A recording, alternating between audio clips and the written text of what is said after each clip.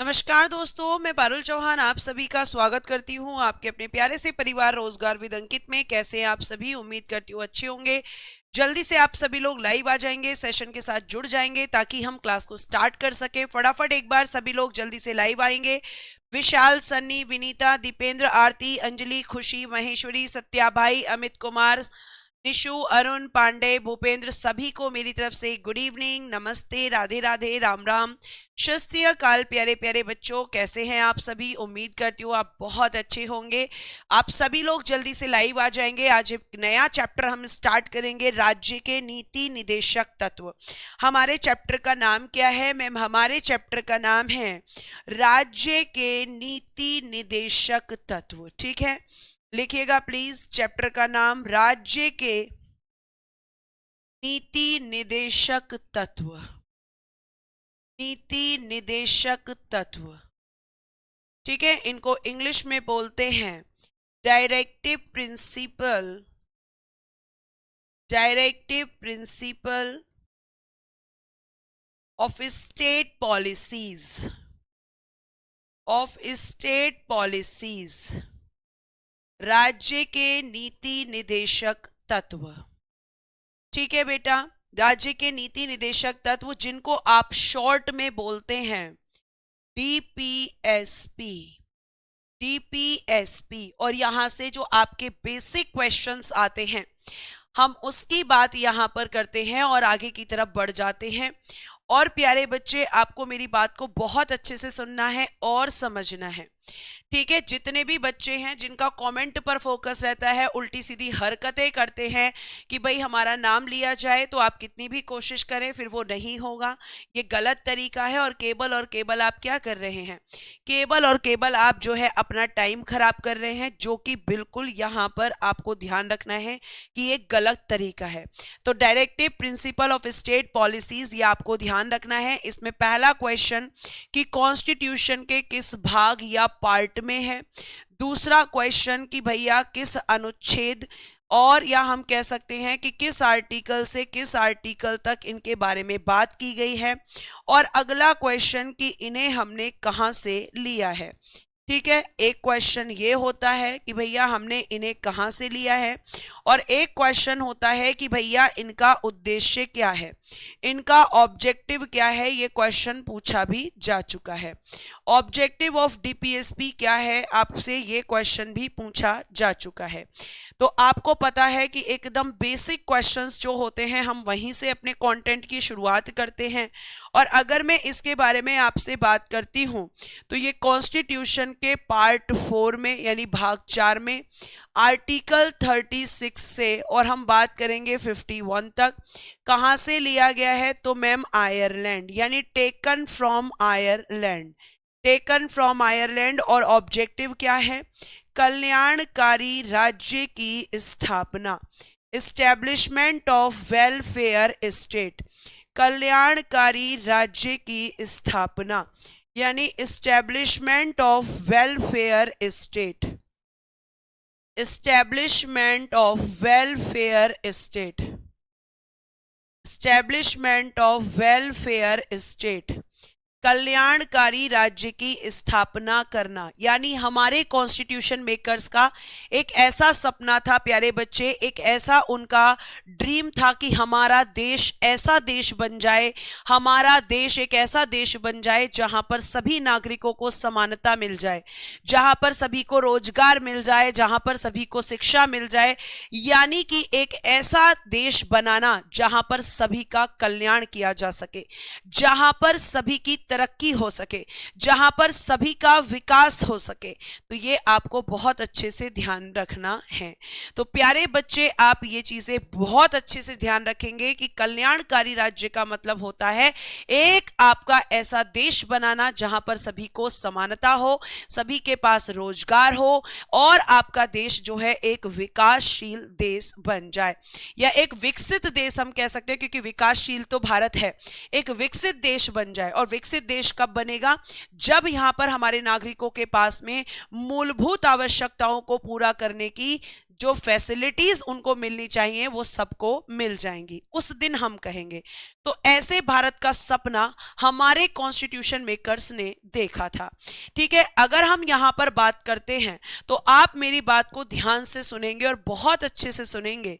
प्यारे बच्चे, अगर मैं आपसे यहां पर बात करती हूं तो आप यहां पे देखेंगे कि अब आपका सबसे पहले एक आर्टिकल आता है, आर्टिकल नंबर 36, और इसमें मैं आपको केवल लिखवाऊंगी कि इसमें दी गई है राज्य की परिभाषा, यानी इसमें दिया गया है केवल और केवल डेफिनेशन ऑफ स्टेट। आप कहोगे कि ये क्या है, तो आर्टिकल 12 में जो डेफिनेशन ऑफ स्टेट है, अनुच्छेद 12 में जो राज्य की परिभाषा मैंने आपको बताई थी, वही आर्टिकल 36 में सेम डेफिनेशन ऑफ स्टेट है। ये मैं आपको समझा चुकी हूं और दोबारा मैं आपको नहीं समझाऊंगी। क्यों नहीं प्यारे बच्चे, तो आपको ध्यान रखना है क्योंकि मैम आप ये हमें ऑलरेडी बता चुकी हैं, क्योंकि मैम आप ऑलरेडी हमें ये बता चुकी हैं। तो आपके राज्य की परिभाषा आपकी किस आर्टिकल में है, आर्टिकल नंबर 36 में है। उसके बाद बेटा आता है आपका आर्टिकल नंबर 37, और इसमें क्या कहा गया है, इसमें कहा गया है कि भैया आप डीपीएसपी को किसी भी न्यायालय से लागू नहीं करवा सकते, किसी भी न्यायालय से लागू नहीं करवा सकते।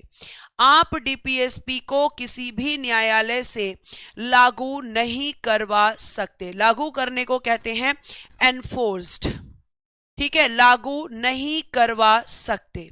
ठीक है, ध्यान से सुनिएगा, लागू नहीं करवा सकते, ये बेटा मैंने आपको यहां पर लिख दिया है। अब आप कहोगे कि मैम इसकी इंग्लिश क्या होगी, तो भैया क्योंकि हमें सिलेबस को अच्छे से करना है, बढ़िया से करना है, तो लिखा हुआ है आर्टिकल 37 में कहा गया है इस भाग में मतलब दिस पार्ट, मतलब मैम पार्ट 4 में, यानी कि आपके भाग 4 में क्या है, तो मैम इसमें डीपीएसपी है। तो प्यारे बच्चे इसमें कहा गया है कि इस भाग में दिए गए उपबंधों को किसी भी न्यायालय द्वारा लागू नहीं करवाया जा सकता। The provision of this part cannot be enforced by any court। इसका क्या मतलब है मैम, इसका क्या मतलब है मैम, इसका बेटा जी सीधा सा मतलब है, और मतलब क्या है बेटा, मतलब ये है कि भैया यहां पर ध्यान से सुनो, मतलब ये है कि जैसे अगर आपके मौलिक अधिकार आपसे कोई छीनता है तो आप कहते हो मैं कोर्ट चला जाऊंगा, क्योंकि आपको पता है कि मौलिक अधिकार छीनने पर आप कोर्ट जा सकते हो, और कोर्ट क्या करेगा मैम, कोर्ट तुरंत हमारे जो है मौलिक अधिकारों को लागू कर देगा। लेकिन डीपीएसपी के मामले में ऐसा नहीं है। आप डीपीएसपी मान लीजिए कि क्या है, डायरेक्शंस हैं, निर्देश हैं, वो सरकारों के काम हैं, सरकार चाहे तो कर सकती है, नहीं चाहे तो नहीं भी कर सकती हैं। लेकिन आप ये कहकर कि मैम मुझे फलाना डीपीएसपी नहीं दिया है, मैं कोर्ट जा रहा हूं, तो आप कोर्ट नहीं जा सकते। यानी मौलिक अधिकारों का उल्लंघन होने पर आप कोर्ट जा सकते हो, वहां से उन्हें लागू करवा सकते हो, लेकिन डीपीएसपी को नहीं करवा सकते। और क्योंकि आप इन्हें कोर्ट से लागू नहीं करवा सकते, इसीलिए कहा जाता है कि ये गैर न्यायिक होते हैं। इसीलिए कहा जाता है कि डीपीएसपी कैसे होते हैं मैम, डीपीएसपी गैर न्यायिक यानी कि नॉन जस्टिएबल होते हैं, नॉन जस्टिएबल। और जबकि हमारे जो फंडामेंटल राइट्स हैं, हमारे जो फंडामेंटल राइट्स हैं वो कैसे होते हैं मैम, वो न्यायिक होते हैं, यानी कि वो जस्टिएबल होते हैं, यानी कि हम उन्हें कोर्ट से लागू करवा सकते हैं। क्या इतनी बात आपको समझ में आई? क्या आप यहां तक की बातें समझ पा रहे हैं? समझ गए हैं तो बेटा आपको तुरंत थम्स अप करना है। पीडीएफ से लिखा हुआ है वो आप लिख सकते हैं, मैं हाथ से लिख रही हूं उसको आप लिख सकते हैं, जो आपकी चॉइस हो। ठीक है, आर्टिकल 36, 37 समझ में आया हो, फटाफट थम्स अप करें। फिर भैया आता है आर्टिकल 38। आर्टिकल 38 क्या होता है प्यारे बच्चे, अगर मैं आपसे यहां पर बात करूं तो राज्य का मतलब देश से है, सनी प्रकाश जी, ये बात मैंने आर्टिकल 12 में ही आपको बताई थी, और अगर रेगुलर क्लासेस नहीं करेंगे तो समझ नहीं आएगा। थैंक यू बेटा रिस्पॉन्स देने के लिए। प्यारे प्यारे बच्चों, शोने शोने बच्चों, धन्यवाद आपका। आर्टिकल 38। मैम इतना बड़ा कैसे याद करेंगे? मत करो ना भैया, इतना बड़ा कहाँ कह रही हूं मैं याद करने। अब मैं अपनी भाषा में लिखती हूं, ठीक है। आर्टिकल 38 एक्चुअली क्या कहता है? आर्टिकल 38 कहता है कि भैया कल्याणकारी राज्य की स्थापना करनी है। क्या कहता है? जो आपका उद्देश्य है डीपीएसपी का, कल्याणकारी राज्य की स्थापना। कह रहा है कल्याणकारी राज्य की स्थापना करना किसमें है? आर्टिकल 38 में। यानी हम कह सकते हैं कि वेलफेयर लिखा हुआ है, लोक कल्याण की अभिवृद्धि और ऐसी सामाजिक व्यवस्था करना जिससे लोगों का कल्याण हो। तो कल्याणकारी राज्य की स्थापना करनी है। तो कह रहा है कि कल्याणकारी राज्य या कल्याणकारी देश या वेलफेयर स्टेट तभी स्टैब्लिश होगा जब हम सभी को देंगे सामाजिक न्याय, ठीक है, यानी कि सोशल जस्टिस। जब हम सबको दे देंगे, हम सभी को दे देंगे आर्थिक न्याय। बताइए आपने ये जस्टिस कहां पर पढ़े थे? जल्दी से कमेंट बॉक्स में। जब मैम हम सबको दे देंगे राजनीतिक न्याय, तो हम जिस दिन ये तीनों जस्टिस आपके नागरिकों को दे देंगे उस दिन मैम देखो लिखा हुआ है, आपका लिखा हुआ है यहां पर कि आपका social, economic and political justice. जिस दिन ये तीनों जस्टिस आपके सभी लोगों के पास होंगे उस दिन हमारा भारत एक कल्याणकारी राज्य बन जाएगा, उस दिन हमारा भारत एक वेलफेयर स्टेट बन जाएगा। तो कहने का मतलब यह है कि कल्याणकारी राज्य की स्थापना तभी हो पाएगी जब समाज में समानता होगी। वेरी गुड मैम, हमने इनको प्रीएम्बल में पढ़ा था, मैम हमने इनको प्रस्तावना में पढ़ा था, और संदीप कह रहे हैं कि मैम इन्हें हमने रशिया से लिया था। तो कह रहा है आर्टिकल 38 कि जिस दिन ये आपके जस्टिस सभी के पास होंगे उस दिन हमारे समाज में, हमारे देश में एक वेलफेयर स्टेट एस्टैब्लिश होगा। लेकिन क्या ये जस्टिस सभी को मिल पाए हैं? नहीं मैम, समाज में अभी भी भेदभाव है, समाज में अभी भी डिस्क्रिमिनेशन है। क्या सब इकोनॉमिक रूप में, या हम कह सकते हैं गरीब और अमीर के बीच भेदभाव नहीं है? मैम है।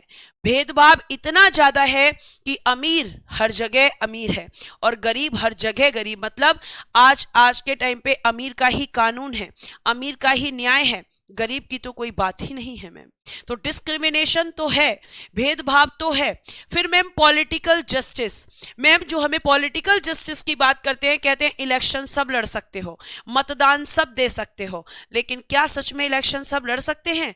नहीं मैम, कहने को तो सब लड़ सकते हैं लेकिन इलेक्शन के लिए पैसा चाहिए, इलेक्शन के लिए पैसा चाहिए, ये आपको ध्यान रखना है, ठीक है। तो ये आपका आर्टिकल 38 किसकी बात करता है? इन तीनों न्याय को। कह रहा है ये तीनों न्याय जिस दिन मिल जाएंगे उस दिन हमारा देश कल्याणकारी राज्य हो जाएगा। जिसको ये समझ आए ये लिख लो, और जिसको word to word Hindi English चाहिए वो ऊपर लिख लो, ठीक है। आगे चलते हैं, आगे प्यारे हम बच्चे हम बात करते हैं, और बात करेंगे हम आर्टिकल 39 की। आर्टिकल 39 बेटा मैं अपने शब्दों में भी लिख रही हूं और आपका भैया फुल वर्ड्स में भी लिखा हुआ है। देखो आर्टिकल 39 क्या कहता है? ये कहता है कि भैया हमारी बात सुनो, चाहे तो हो मेल यानी कि पुरुष, ठीक है, चाहे मेल हो, और कह रहा है कि चाहे भैया फीमेल हो, स्त्री हो या पुरुष हो, अगर ये दोनों कर रहे हैं समान कार्य, अगर ये दोनों कर रहे हैं समान कार्य, यानी कि ये दोनों कर रहे हैं इक्वल वर्क, एक जैसा काम कर रहे हैं, समान कार्य कर रहे हैं, समान कार्य। और 39 का डी है बेटा, बाकी क्यों नहीं पढ़ा रही मैम? क्योंकि बाकी इंपॉर्टेंट नहीं है, लेकिन ये इंपॉर्टेंट है, 39 का डी, ठीक है। समान कार्य के लिए समान वेतन दो, equal work for equal payment. मैं एक साथ लिख देती हूं, समान कार्य के लिए समान वेतन, समान कार्य के लिए समान वेतन, ठीक है। Equal salary for equal work, equal salary for equal work, for equal work, ये आपका सिंपल सा कह रहा है कि स्त्री हो या पुरुष, अगर समान कार्य है तो समान ही वेतन दो। जैसे आप में से बहुत सारे लोग लड़के हैं, बहुत सारी लड़कियां हैं, और प्यारे बच्चे, अगर मैं आप रुक जाओ, खुशी बेटा पेशेंस, प्लीज बी पेशेंस, अभी 39 को मैंने खत्म नहीं किया है, प्लीज पेशेंस रखें, थोड़ा सा रखना पड़ेगा, है ना, अभी टीचर ने बात खत्म नहीं की है बेटा, है ना। तो यहां पे कह रहा है कि भैया अगर हम बात करते हैं तो आप ध्यान रखना कि भाई यहां पर अगर हम लड़के और लड़कियां दोनों एसएससी जीडी के लिए प्रिपरेशन कर रहे हैं और दोनों सेम पोस्ट पर जाएंगे तो मैम दोनों को सैलरी भी सेम मिलेगी। तो सरकार ने इस पे काम किया है। इक्वल वर्क, वो equal salary for equal work, समान कार्य के लिए समान वेतन मिलता है। फिर एक आर्टिकल है जो आर्टिकल 39 के अंदर आता है, और बेटा जी उससे क्वेश्चन बहुत पूछा जाता है। आर्टिकल 39 का कैपिटल ए, ठीक है बेटा, और क्योंकि कैपिटल है तो 42वें संविधान संशोधन 1976 के द्वारा इसे जोड़ा गया है। जोड़ा गया मतलब मैम इसको एड ऑन किया गया था, एड ऑन किया गया था। और बेटा जी इसमें कहा गया था समान न्याय तथा निशुल्क विधिक सहायता, समान न्याय तथा निशुल्क विधिक सहायता, निशुल्क विधिक सहायता। अभी लिखिए फिर मैं आपको इसका मतलब समझाती हूं। निशुल्क विधिक सहायता, तो आप कहेंगे कि मैम इक्वल ये लिखिएगा equal justice and free legal aid, equal justice and free legal aid. कह रहा है कि भाई ऐसे लोग, कह रहा है कि मैम भाई ऐसे लोग जिनके बारे में अगर हम बात करते हैं कि भाई अगर हम यहाँ पे देखें तो प्यारे बच्चे जो आपका कह सकते हैं कि 39 का जो ए है, कह रहा है कि गरीब लोगों को न्याय नहीं मिलता क्योंकि गरीब लोग जो है वकील हायर नहीं कर पाते। तो ऐसे लोग जिनको न्याय की जरूरत है, और वो वकील नहीं दे पाते हैं प्यारे बच्चे, तो आप ध्यान रखेंगे कि उनको आपका सरकारी वकील प्रोवाइड किया जाएगा, उनको सरकार की तरफ से वकील दिया जाएगा ताकि उन्हें भी न्याय मिल सके। तो equal justice and free legal aid, ये आपका इसका मतलब है कि सभी के लिए न्याय मिल सके। इसीलिए एक सरकारी वकील प्यारे बच्चे किसको दिया जाता है? मैम ऐसे लोगों को जो वकील करने की जो कैपेसिटी है उसको नहीं रखते हैं। तो आप ध्यान रखेंगे कि आर्टिकल 39 का स्मॉल डी और कैपिटल ए ये इंपॉर्टेंट है और ये आपको ध्यान रखना है। ठीक है, इतनी बात आपको समझ में आ गई हो तो थम्स अप करें, और कोई क्रॉस क्वेश्चन हो तो वो आप इससे पूछ सकते हैं। 39 के बाद बेटा जी आता है आपका एक आर्टिकल नंबर 40, जिसमें सरकारों को निर्देश दिया जा रहा है और उनसे कहा जा रहा है कि सुनो भैया, आपको करना है ग्राम पंचायतों का गठन। ठीक है, आपको क्या करना है? ग्राम पंचायतों का गठन करना है बेटा। किसमें कहा गया है? मैम आर्टिकल नंबर 40 में कहा गया है कि ग्राम पंचायतों के गठन के लिए कदम उठाया जाए, यानी यहां डायरेक्शन दिया गया आपकी सरकार को। तो इसमें आपको क्या याद रखना है? इसमें मैम हमें याद रखना है ग्राम पंचायतों का गठन, यानी डायरेक्शंस दिए गए सरकार को कि भैया गांव का विकास करना है। तो गांव का विकास तभी होगा जब गांव में पंचायत गठित होंगी, अगर नहीं होंगी तो गांव का विकास नहीं होगा। और ये बिल्कुल गांधीवादी अनुच्छेद है अक्षय कुमार, बिल्कुल सही बोला है आपने। ठीक है, तो गांव का विकास नहीं होगा। तो फिर यहां पे सरकारों ने कहा कि हम आपकी बात बिल्कुल सुनेंगे, हम आपकी बात को बिल्कुल मानेंगे। और प्यारे बच्चे अगर मैं यहां पे बात करूं तो आर्टिकल 40 के लिए सरकार ने क्या किया? आर्टिकल 40 के लिए मैम सरकारों ने किया 73वां संविधान संशोधन 1992, जिसे बेटा जी लागू किया गया था, यानी एग्जीक्यूट किया गया था 1993 में।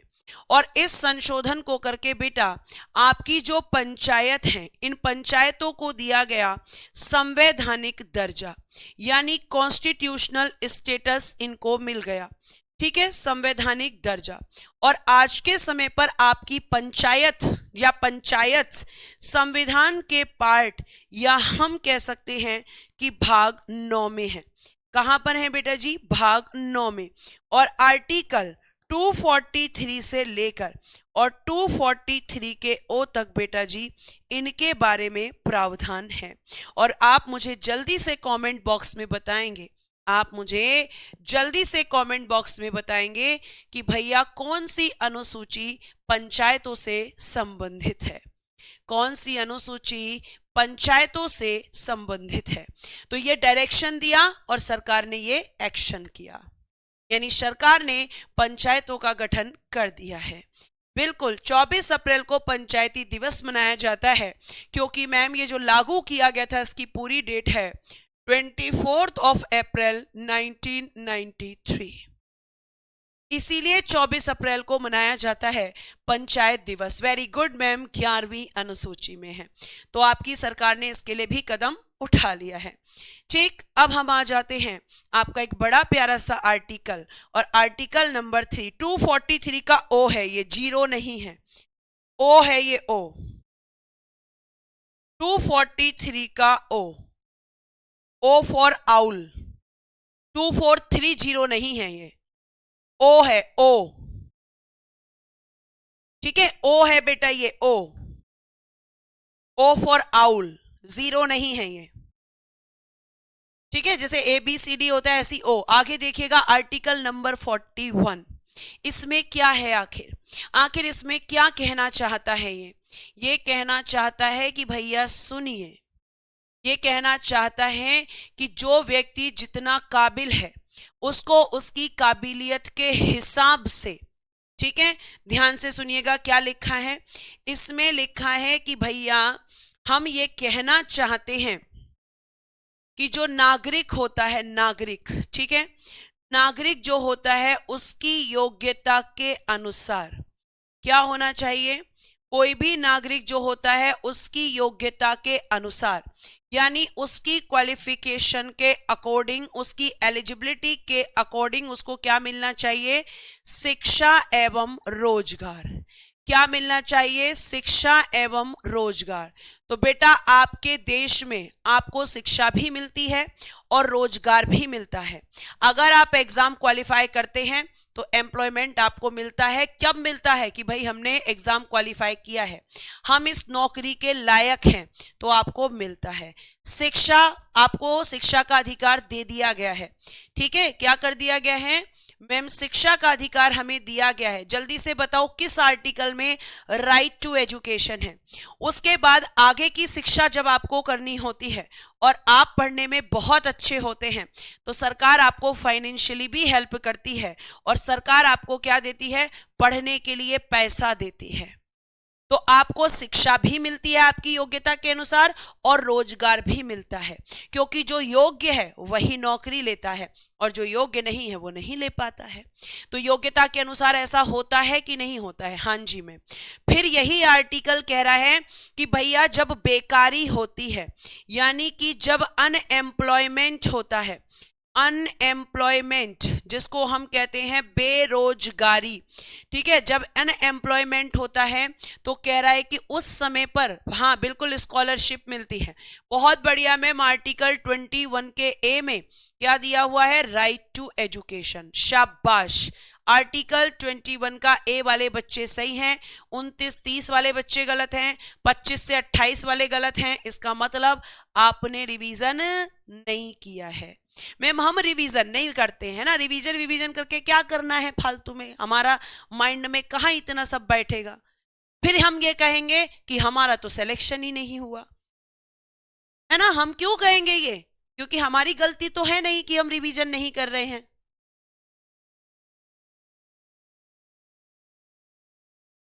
तो बेकारी यानी कि अनएम्प्लॉयमेंट जब होता है तो क्या होना चाहिए? कह रहा है कि उस समय भैया हमें काम दो। सरकार से कह रहा है कि जब बेरोजगारी होती है तो उस समय आप हमें क्या दो? काम दो, यानी कि रोजगार दो। तो सरकार ने कहा ठीक है बेटा, मैं मनरेगा ले आती हूं, लेकिन अब ध्यान रखना कि मनरेगा को खत्म कर दिया है। ठीक है, क्या कर दिया है, मनरेगा को खत्म कर दिया है मैम, और उसकी जगह एक दूसरी योजना लाई गई है। तो काम के लिए यहां पर सरकार ने कहा कि मैं मनरेगा दे देती हूं तुझे, लेकिन मनरेगा को खत्म करके अब उसकी जगह दूसरी योजना लाई गई है जो उसी की तरह है। मनरेगा 100 दिन के काम की गारंटी देता था। ठीक है बेटे, आगे देखिए, फिर बोल रहा है कि जब हमें बीमारी हो, असमर्थता हो, तो उस समय पर हमें सार्वजनिक सहायता मिले। क्या मिले कि भैया जब हम बीमार हैं, यानी हम काम करने की स्थिति में नहीं हैं, हम असमर्थ हैं, किसी काम को नहीं कर सकते हैं, तो आप हमें सार्वजनिक सहायता दो। ठीक है, उसके बाद इसने ये भी कहा कि जो वृद्ध होते हैं, वृद्धों की भी बात इसमें की गई है। देखो, बुढ़ापे की भी बात की गई है, तो बुढ़ापा जब हमें आ जाए तब भी हमें सहायता चाहिए। तो सार्वजनिक सहायता इन 3 स्थितियों में चाहिए।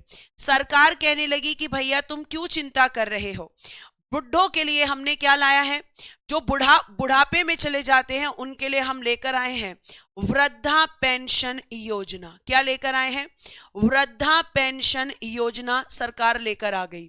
फिर बोला कि हम बीमार हो जाते हैं, तो उसने कहा कि भैया आयुष्मान कार्ड बनवा लो और अपना जो है गवर्नमेंट हॉस्पिटल्स में ट्रीटमेंट करवा लो। मैंने तुम्हारे लिए सरकारी अस्पताल बनाए हुए हैं। क्या बनवा लो, एक तो आयुष्मान कार्ड बनवा लो, आयुष्मान योजना आई इनके लिए, और मैम सरकारी अस्पताल खोले गए हैं सरकार की तरफ से, गवर्नमेंट हॉस्पिटल, कि वहां जाकर अपना इलाज करवा सकते हो आप बहुत ही कम समय बहुत ही कम पैसे देकर। और कुछ जगह तो ट्रीटमेंट बिल्कुल भी, आप कह सकते हो कि बिल्कुल भी उसमें पैसे नहीं लिए जाते, बिल्कुल फ्री ट्रीटमेंट होता है। ठीक है, उसके बाद प्यारे बच्चे, जो असमर्थ होते हैं, यानी कि जो आप कह सकते हो कि फिजिकली हैंडीकैप्ड होते हैं, हैंडीकैप्ड जो फिजिकली होते हैं, तो उनके लिए मैम स्पेशल स्कूल बनवाए जाते हैं, उनके लिए स्पेशल रिजर्वेशंस दिए जाते हैं, उनके लिए स्पेशल एजुकेशन है, उनके लिए स्पेशल मैम जो है फैसिलिटीज गवर्नमेंट देती है। तो ये सब पे गवर्नमेंट काम कर रही है। आपकी सरकार, प्यारे बच्चे, अगर मैं आपसे बात करती हूं तो आप ध्यान रखिएगा कि जो उसे डायरेक्शंस दिए गए हैं, जो निर्देश उसे दिए गए हैं, बिल्कुल विकलांग पेंशन भी आती है। मैं आपकी इस बात से पूरी तरह सहमत हूं। अक्षय कुमार, देखिए बॉलीवुड के अक्षय कुमार भी हमारी क्लास में है। समझ रहे हैं आप कितनी बड़ी क्लास हो चुकी है हमारी, तो ये भी आप ध्यान रखेंगे। बात समझ में आ रही है बच्चे? अगर बताइए आपको समझ में आ रही है तो एक बार थम्स अप कर दें फटाफट। तो आपको ये देखना है कि भाई किस आर्टिकल पे। उसके बाद प्यारे बच्चे आपको ध्यान रखना है कि जब हम आर्टिकल 42 की तरफ जाएंगे तो उसमें भी बड़ी प्यारी प्यारी सी बातें कही गई हैं और सरकार ने उस पर भी काम किया है। अगर आप पॉलिटी को अच्छे से पढ़ेंगे, है ना, और हिस्ट्री को अच्छे से पढ़ेंगे, बड़ा मजा आता है दोनों को पढ़ने में। लेकिन दिक्कत क्या है कि हमें पढ़ना कहाँ होता है। हम कुछ बच्चे तो सिर्फ इस उद्देश्य से आते हैं कि मैम को बस परेशान करो और मैम को कहो कि हमारा नाम ले लो, क्योंकि हमारा नाम नहीं लेंगी तब तक हमारा सिलेक्शन नहीं हो पाएगा, है ना।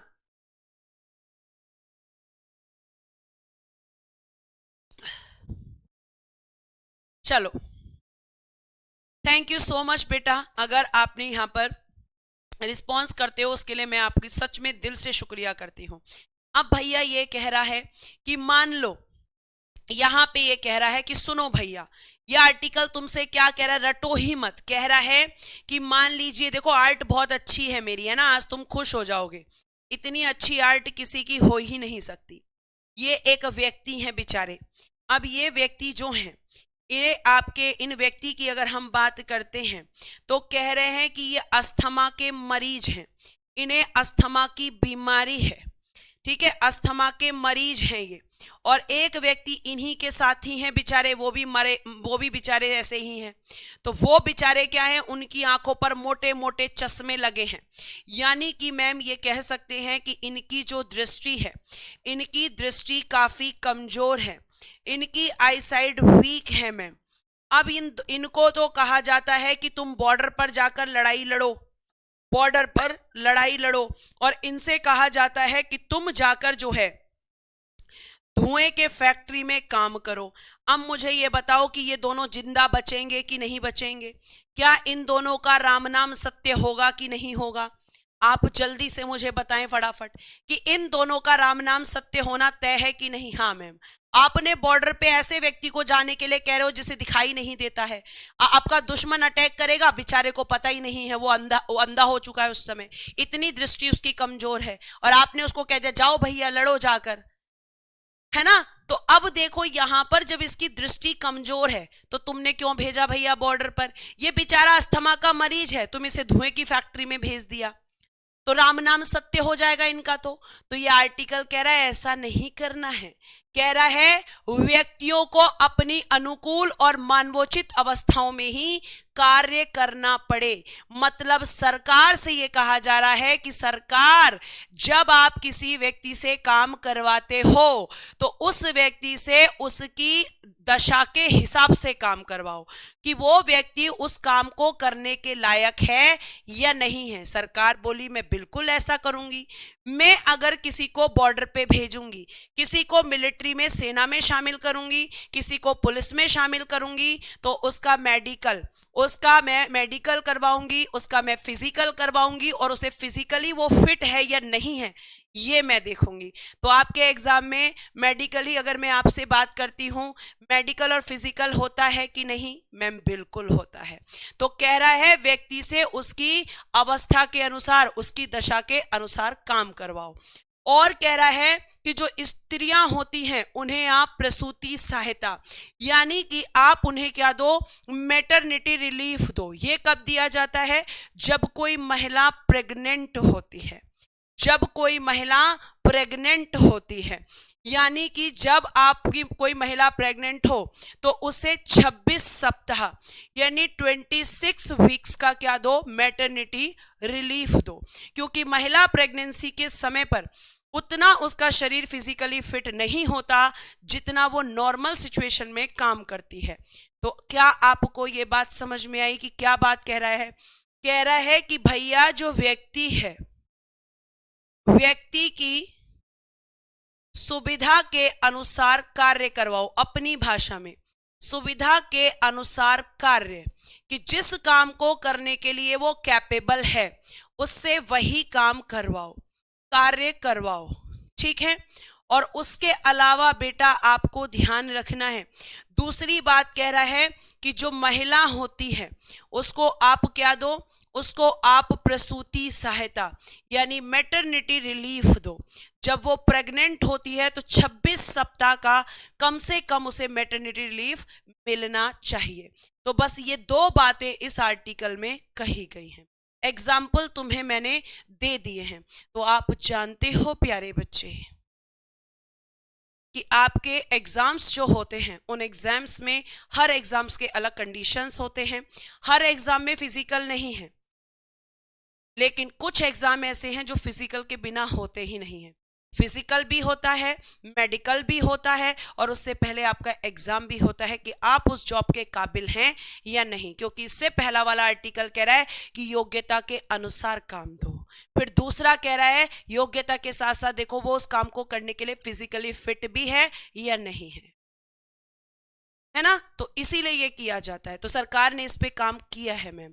सरकार 26 सप्ताह का मैटरनिटी रिलीफ भी देती है, और सरकार जॉब देने से पहले फिजिकल और मेडिकल भी करवाती है। क्या यहां तक बातें समझ में आ रही हैं?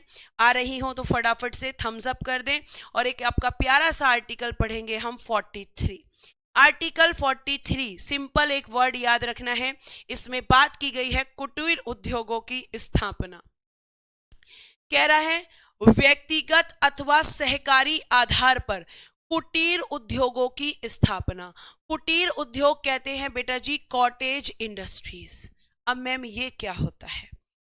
कुटीर उद्योगों की स्थापना करनी है। कह रहा है भैया कि एक बात ध्यान से सुनो, आपको क्या करना है? आपको करना है कुटीर उद्योगों की स्थापना।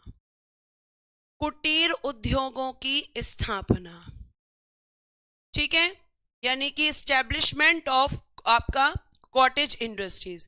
अब ये कुटीर उद्योग या तो आप व्यक्तिगत तरीके से चलाओ यानी इंडिविजुअल चलाओ, या फिर आप सहकारी आधार पर इनको खोलो। सहकारी आधार क्या होता है मैम? सहकारी आधार किसको कहते हैं? Cooperative basis.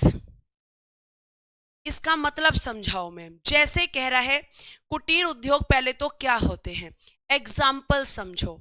घर में बिंदी बनाना, घर में अचार बनाना, पापड़ बनाना, छोटे छोटे काम करना, है ना, जो छोटे छोटे उद्योग होते हैं उनको करना। अब आप ये काम चाहे तो अकेले कर लो और चाहे प्यारे बच्चे आप इन्हें इनके साथ में मिलकर कर लो। जैसे आपने देखा होगा कि अगर अचार बनाने की फैक्ट्री है तो उसमें बहुत सारे लोग काम करते हैं, या पापड़ बनाने की फैक्ट्री है तो बहुत सारे लोग काम करते हैं। तो जो ये छोटे छोटे काम होते हैं ये आपको ध्यान रखना है कि इन्हीं को हम कहते हैं कॉटेज इंडस्ट्रीज। अगर आप इंडिविजुअल तरीके से करोगे तो आप अकेले भी शुरू कर सकते हो, और आप सहकारी आधार मतलब लोगों के साथ मिलकर भी ये काम कर सकते हो। ठीक है, और इनको पता है कहां पर स्थापित करने की बात की गई है? ग्रामीण क्षेत्रों में, रूरल एरिया में ज्यादा बोला गया है। क्यों बोला गया है? क्योंकि ग्रामीण क्षेत्रों में लोग काम की तलाश में कहां पर भागते हैं? शहरों की तरफ। तो अगर ऐसा होगा बेटा, ये आपकी इंडस्ट्रीज खुलेंगी तो उन्हें अपना गांव छोड़कर नहीं जाना पड़ेगा। तो 43 में क्या है? कुटीर उद्योगों की स्थापना। एक और आर्टिकल, बड़ा प्यारा सा आर्टिकल है, और प्यारे बच्चे वो है आर्टिकल नंबर 43 का ए। एक और आर्टिकल है और उसको कहते हैं हम 43 का ए। कैपिटल ए मतलब 42वां संविधान संशोधन 1976 के द्वारा जोड़ा गया है, एड ऑन किया गया है। और इसमें क्या है? उद्योग प्रबंधन में, उद्योग प्रबंधन मतलब जो मैनेजमेंट होता है इंडस्ट्रीज का, उद्योग प्रबंधन में कर्मकारों की भागीदारी। कर्मकारों क्या होता है मैम? एम्प्लॉयज। कर्मकारों क्या होता है मैम? एम्प्लॉयज। कर्मकारों की भागीदारी, यानी ये कह रहा है कि जो इंडस्ट्रीज मैनेजमेंट होता है उसमें आपको अपने एम्प्लॉयज का भी पार्टिसिपेशन लेना चाहिए, उनकी भी भागीदारी को उसमें बढ़ाना चाहिए। तो ये आपका किसमें कहा जा रहा है मैम? ये कहा जा रहा है हमारा, अगर हम बात करते हैं तो आर्टिकल नंबर 43 के ए में, उद्योग प्रबंधन में कर्मकारों की भागीदारी। क्योंकि जब एक उद्योग होता है और उसमें निचले से निचले व्यक्ति को भी शामिल किया जाता है तो उस व्यक्ति का उस काम के प्रति क्या होता है? लगाव बढ़ता है। तो क्या आपको ये बातें समझ में आई हैं? तो उद्योग प्रबंधन में कर्मकारों या फिर आप कह सकते हो कर्मचारियों की भागीदारी सुनिश्चित करना किसका काम है? आर्टिकल 43 का ए कह रहा है सरकारों का काम है। ठीक, फिर इसी में एक आर्टिकल है 43 का बी, वो बात करेगा सहकारी समितियों की। सहकारी समिति जिन्हें हम कोऑपरेटिव सोसाइटीज कहते हैं, मुझे बताना आर्टिकल 43 के बी से पहले सहकारी समितियों की बात हमने कहां पर की थी? सहकारी समितियां मैंने और कहां बताई थी? ठीक है, ये भी आपको बताना है। तो बेटा अगर मैं आपसे यहां बात करती हूं तो एक आर्टिकल है आपका 43 का बी। ठीक है, 43 का क्या लिखा है मैम? बी लिखा है, यानी कैपिटल बी और हिंदी में ख। तो इसका मतलब इसे जोड़ा गया होगा, इसे एड ऑन किया गया होगा 97 कॉन्स्टिट्यूशन अमेंडमेंट 2011। 97 constitution amendment 2011। और इसमें किसकी बात की गई है मैम? सहकारी समितियों के गठन की। यानी जो कोऑपरेटिव सोसाइटीज हैं उनका गठन कैसे किया जाएगा, किस तरीके से किया जाएगा, क्या नियम कानून। ठीक है, तो क्या नियम कानून होंगे उसके बारे में बात की गई है। मैम सहकारी समिति का कोई एग्जाम्पल है? जी हाँ, डेयरी उद्योग। डेयरी उद्योग सहकारी समितियों का सबसे बड़ा एग्जाम्पल है। तो आप कहेंगे सहकारी समिति, मैंने पूछा कि इससे पहले मैंने किस आर्टिकल में बताई थी? बताओ फटाफट से। सहकारी समिति इससे पहले मैंने आपको किस आर्टिकल में बताई थी, मेरा प्रश्न आप लोगों से है। मनीष कुमार जी, जिसका हिंदी है वो हिंदी पढ़े, जिसका इंग्लिश है वो इंग्लिश, इसीलिए तो बाइलिंगुअल फॉर्म में है, क्योंकि दोनों भाषाएं लिखने में बहुत समय लग रहा था, इसीलिए ये किया गया है।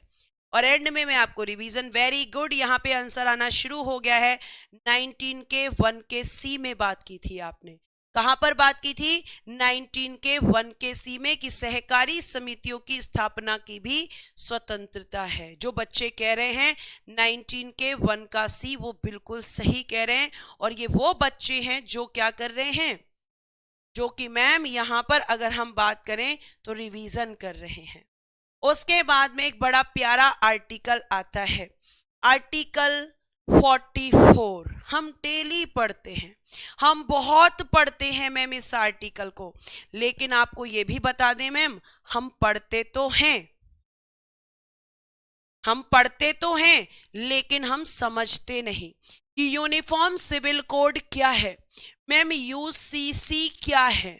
ये हम पढ़ते तो हैं, अभी न्यूज़पेपर में कुछ दिन पहले बड़ा छाया हुआ था ये मुद्दा, हम सब ने पढ़ा होगा, लेकिन यूसीसी क्या होता है? बस रट लिया कि आर्टिकल 44 में समान नागरिक संहिता है।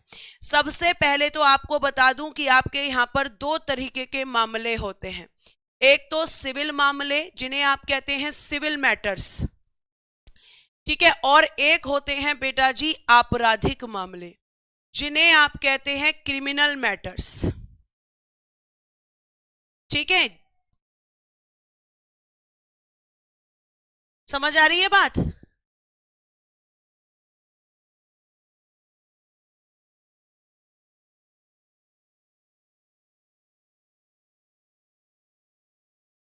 ठीक है, तो आप देखेंगे यहाँ पे सिविल मैटर्स और मैम क्रिमिनल मैटर्स। तो जो सिविल मैटर्स हैं और क्रिमिनल मैटर्स हैं, तो सिविल क्रिमिनल मैटर्स में क्या है मैम, जो क्रिमिनल मैटर्स हैं इनमें जैसे हमने किसी का मर्डर कर दिया, चोरी कर ली, किसी के साथ मारपीट कर दी, तो ये क्रिमिनल मैटर्स हैं।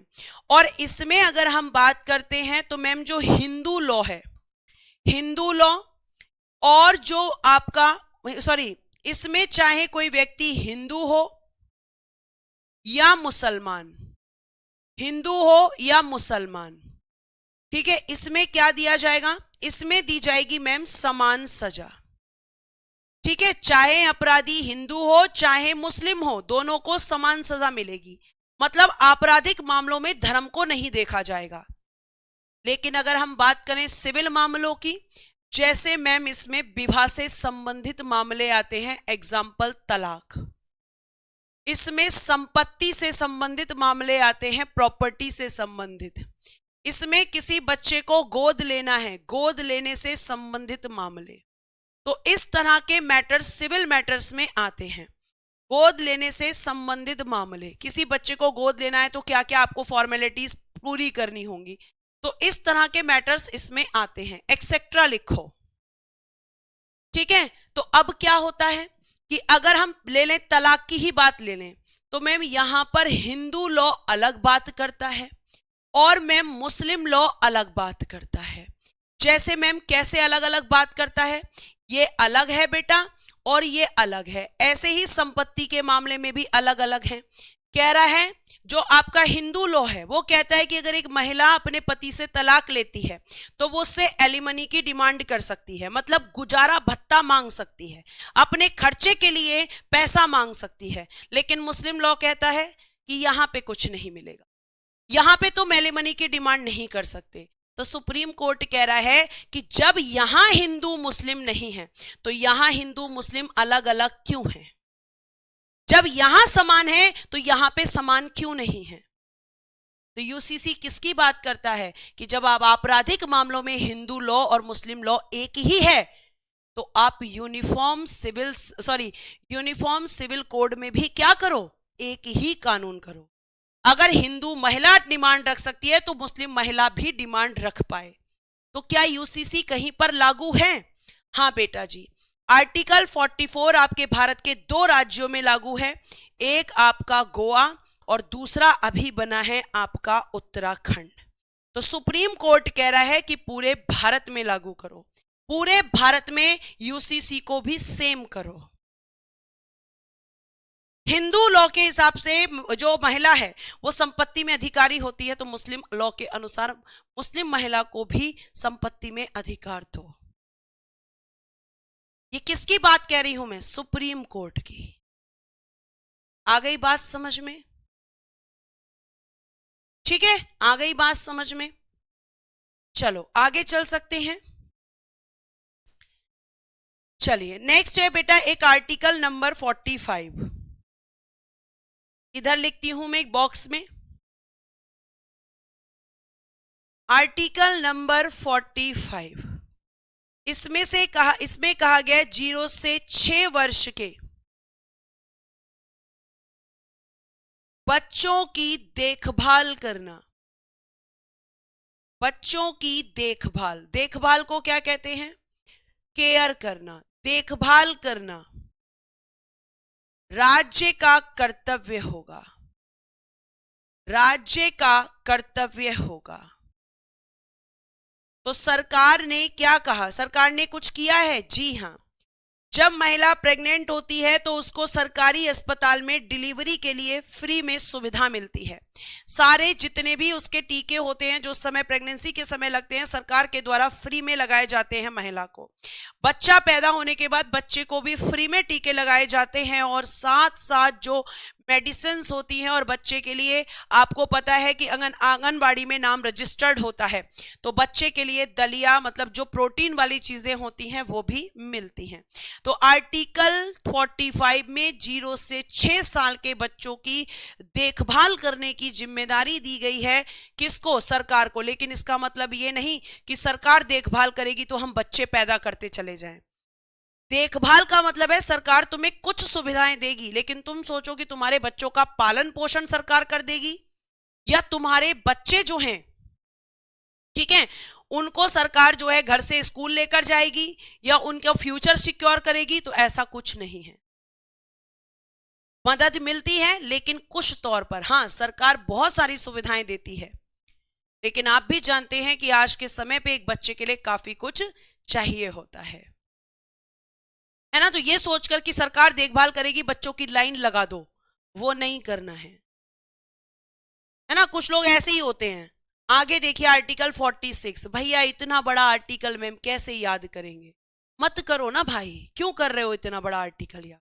मैं तुम्हें बताती हूं ना। आर्टिकल आपका जो 46 है, आर्टिकल 46 किसकी बात करता है मैम? ये बात करता है वीकर सेक्शंस की। और आपके यहां पर जो वीकर सेक्शंस होते हैं वो कौन होते हैं? कमजोर वर्ग किसको माना जाता है मैम? हमारे यहां पर जो कमजोर वर्ग है वो माना जाता है एससी और एसटी को, क्योंकि मैम इन लोगों का इतिहास में काफी शोषण हुआ है, तो इन लोगों को माना जाता है कमजोर वर्ग। तो कहा जा रहा है कि भैया इन दोनों के लिए आप एक तो शिक्षा दो। तो सरकार ने कहा कि भैया शिक्षा दे रही हूं, मैंने राइट टू एजुकेशन, चाहे कोई किसी भी जाति का हो, किसी भी धर्म का हो, सबको दे रखा है। फिर कह रहा है कि इनको रोजगार भी दो ताकि ये मजबूत बन सकें। तो सरकार ने कहा कि मैं जितने भी फॉर्म निकालती हूं, जितनी भी वैकेंसी निकालती हूं, सबको फॉर्म भरने का अधिकार देती हूं। उसके बाद सरकार से कहा गया कि इन्हें सामाजिक अन्याय और शोषण से बचाओ, यानी कि जो इनके साथ में सोशल इनजस्टिस होता है उससे इनको प्रोटेक्ट करो और इनकी शोषण से सुरक्षा करो। सामाजिक अन्याय और शोषण से सुरक्षा, ये यहां पर प्यारे बच्चे किसने बोला? ये बोला गया है सरकार से। तो सरकार ने कहा कि सुनो भैया, मैं ये दोनों काम करती हूं। सामाजिक अन्याय और शोषण से सुरक्षा देने के लिए मैंने SC ST एक्ट बना दिया है। तो सरकार कह रही है मैं तो सब पे काम कर चुकी हूं।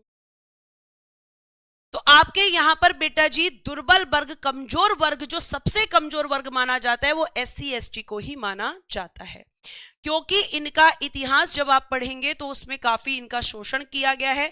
तो उस एक्सप्लॉयटेशन से, इस सोशल इनजस्टिस से इनको बचाने के लिए SC ST एक्ट लाया गया है। इनकी शिक्षा और रोजगार के लिए इनको रिजर्वेशंस दिए गए हैं। साथ साथ सरकार ने इनको जो है काफी प्रोटेक्शंस देकर रखे हैं। क्या इतनी बात आपको समझ में आ गई है? क्या ये बातें आपको समझ में आ गई हैं? बेटा SC/ST एक्ट क्या होता है? तो SC/ST एक्ट में ये कहा गया है कि भाई अगर आप अनुसूचित जाति अनुसूचित जनजातियों के साथ में जो पहले व्यवहार किया जाता था, अगर आप उस तरह का व्यवहार करते हो तो आपको जेल हो सकती है, आप पर जुर्माना भी लग सकता है। और ये क्यों बनाया गया SC/ST एक्ट? क्योंकि पहले के समय पर ऐसा हुआ है।